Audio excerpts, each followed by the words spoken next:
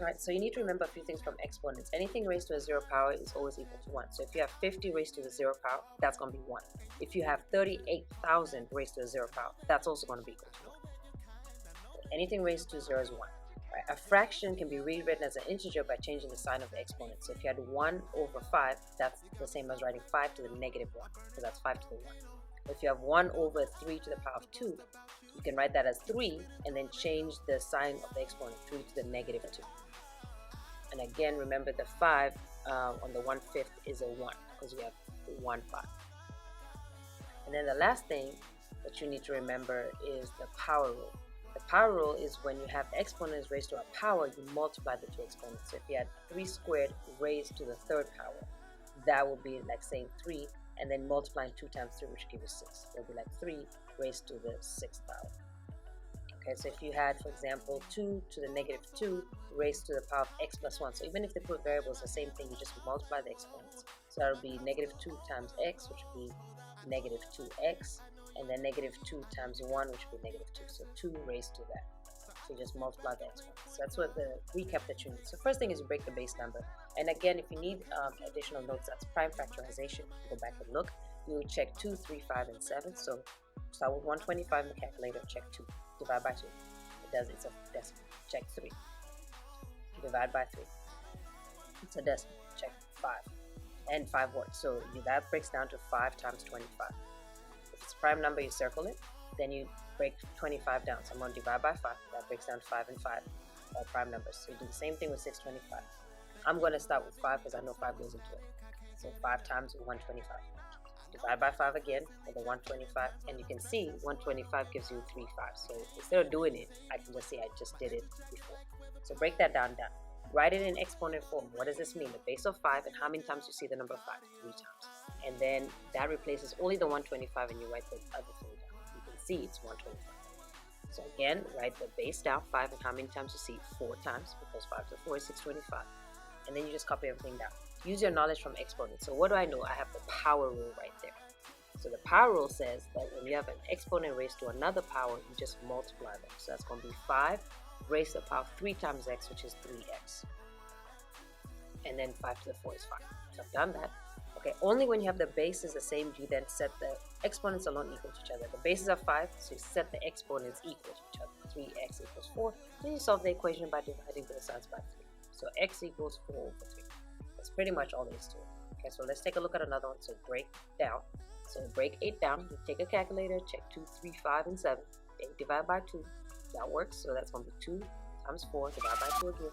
That works again. So that's 2 times 2, and you can't break down any further. All right, when you have 4, it's going to be 2 and 2. Write in exponent form. So you write the base, which is 2. How many times do you see 2? 3 times. And then you write everything else. Because 2 to the power of 3 replaces just the 8. Then you have 1 over, and then it's 2 squared, because 2 squared is 4. Then use the rules that you know, right? So what do I know? So the first one is I see a fraction. Okay, so I can rewrite the fraction as a whole number. I just change the sign of the exponent. So I have positive 2, so I'm going to write 2 to the negative 2, and that takes care of that. On this side, I have a power rule. So I have an exponent raised to another power, I just multiply them out. So multiply them out. So 3 times x, so I have 3 times x, which is 3x. Then 3 times 3, which is 9. Alright, only when they have the bases the same, which is true, the base is 2, I can set the exponents equal to each other. So write those out, and then solve the equation. So take 9 to the other side, it's going to become negative 9.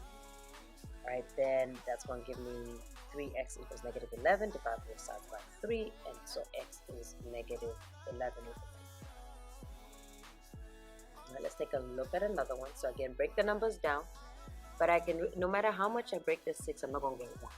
So because I'm not going to get 1, let me look at what knowledge of exponents I have. Anything raised to 0 is always equal to 1. I can see it's equal to 1, which means this has to be 6 raised to 0. That has to be 0, because 6 raised to 0 is going to be 1. So it must be a 0 power, which means 2x plus 1 has to equal 0. So solve that equation. Take the 1 to the side, it's going to be negative 1. So 2x equals minus 1. Divide both sides by 2. You're going to get x is equal to negative a half. This is a listening check. Circle and color in your answer for example 3. Let's take a look at another one. Alright, so again, break it down. So that's going to be 3 times 3. And that's just going to be 3. All right, use your knowledge on rewrite as exponents, so it's going to be 3 squared. And you keep everything else the same. Remember, you're just replacing the number. All right, then I have fraction, so I can rewrite that by changing the exponent to a negative. And then I have a power, so I can multiply the power out, so it's going to be 3 to the negative 2x. And then now, because the bases are the same, I can set them equal to each other. So you're going to get negative 2x equals 1, divide both sides by 2. By negative 2, I'm sorry, you're going to get negative a half. Right, let's take a look at one more. Alright, so again, break it down. So 64 divided by 2, so it's 2 times 32. This is a listening check. Color in example 5. 16 divided by 2 again, 2 times 8, divide by 2 again, 2 times 4, divide by 2 again, 2 times 2.